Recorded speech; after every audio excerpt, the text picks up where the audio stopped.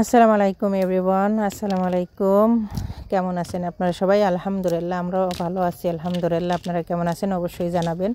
আজকে সহজ একটা রেসিপি ভাবলাম আপনাদের মাঝে আমি শেয়ার করি। একদম সহজ একটা, সবারই অনেক পছন্দের, আমার পরিবারের সকলেই পছন্দ। শীতের মৌসুম চলতেছে, বাদামের কটকটি বলেন, খাজা বলেন, যেটাই বলেন বলতে পারেন। তো এত সুন্দর একটা রেসিপি ভাবলাম আপনাদের মাঝে আমি শেয়ার করি। আমিও বানাইলাম সেদিনকে, তা আমার 1 মিনিটে মানে 10 মিনিটেই আমার পুরোটা শেষ। তা মাশাআল্লাহ এত টেস্টি।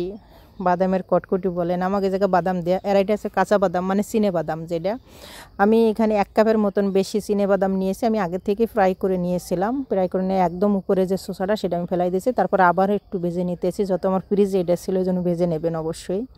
যদি ভালো লাগে অবশ্যই আমার এই রেসিপি দেখবেন এবং শেয়ার করে দেবেন এবং চ্যানেলটা সাবস্ক্রাইব করে রাখবেন। যদি ভালো লাগে আমার রান্নাগুলো, আমার রেসিপিগুলো যদি ভালো লাগে।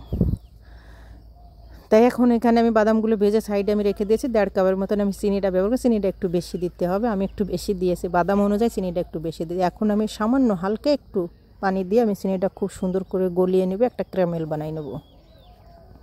আর এই কটকটি এমন কেই করবে না যে তার অপছন্দ, একদম সহজ। হাতের কাছে দুটো উপকরণ থাকলে, দুটো জিনিস থাকলে আপনি এই কটকটিটা বানাই নিতে পারেন, শুধু বাদাম আর চিনি, আর কিছুই লাগবে না এখানে।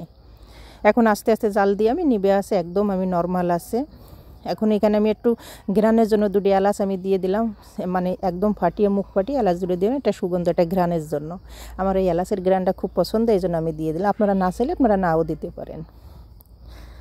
একদম সহজ একটা রেসিপি, আপনাদের ঘরে সবার ঘরেই, আমার ঘরে সবার ঘরেই এই দুটো জিনিস সবসময়ই থাকে। তা ভাবলাম আপনাদের মাঝেও আমি শেয়ার করি, যত আমি বানাইলাম, আমি পরিবারের সকলের পছন্দের একটা এই শীতের মৌসুমে বসে পড়ে এক জায়গায় বসে পড়ে সকলেই খাওয়ার একটা জিনিস। আর আপনারা যদি চান স্টোর করে রাখতে পারেন কয়েকদিনের জন্য।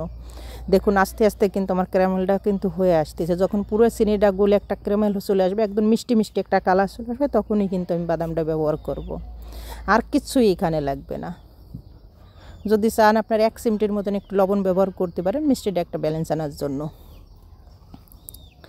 দেখুন গলে গিয়েছে কিন্তু আমার চিনিটা অলরেডি কিন্তু ক্যারামেল করা শুরু হয়ে দিয়েছে। যত সময় চিনি পুরোটা না গলবে তত সময় কিন্তু অন্য কিছুই বাদামগুলো ব্যবহার করা লাগবে না। অবশ্যই বাদামটা একটা একটু ফ্রাই করে নিতে হবে।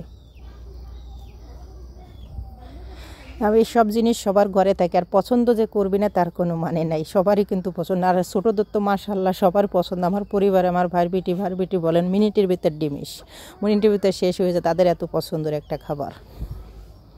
তা আমার বানানোর পর আবার ফিরে বানানো লাগছে। আপনারা একবার বানাইলে অবশ্যই, আপনারা যদি একবার বানাইলে আবার ফিরে বানাবার মন চাইবে, দুটো উপকরণ দিয়ে। দেখুন এখন আমার ক্যারামেল হয়ে গেছে। এখন আমি এই যে বাদামগুলো যেগুলো ভেজে রেখে দিলেন, ঠান্ডা বাদাম কখনো ব্যবহার করেন, একটু গরম বাদাম ব্যবহার করবেন, যখন আমি ভেজে রেখে দিয়েছিলাম।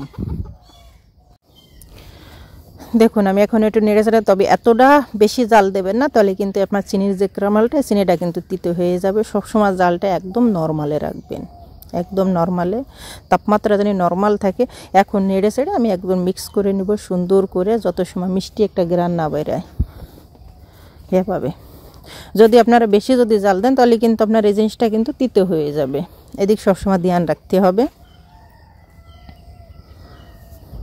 আর সবসময় চিতনে একটা প্লেট নেবে স্টিলে, সেখানে অবশ্যই তেল ব্রাশ করে নেবেন। যত এটা দ্রুত আপনার কাটতে হবে দ্রুত, এটা আপনারা অবশ্যই দেখতে পারবেন যে আমি কীভাবে। দেখুন ঘি মাখাই নিতেছি আমি। এখন স্টিলের প্লেটটা উপর করে নেবেন, দ্রুত ঢেলে দিতেও না কিন্তু একদম জমে যাবে এই কুড়োর ভিতরেই।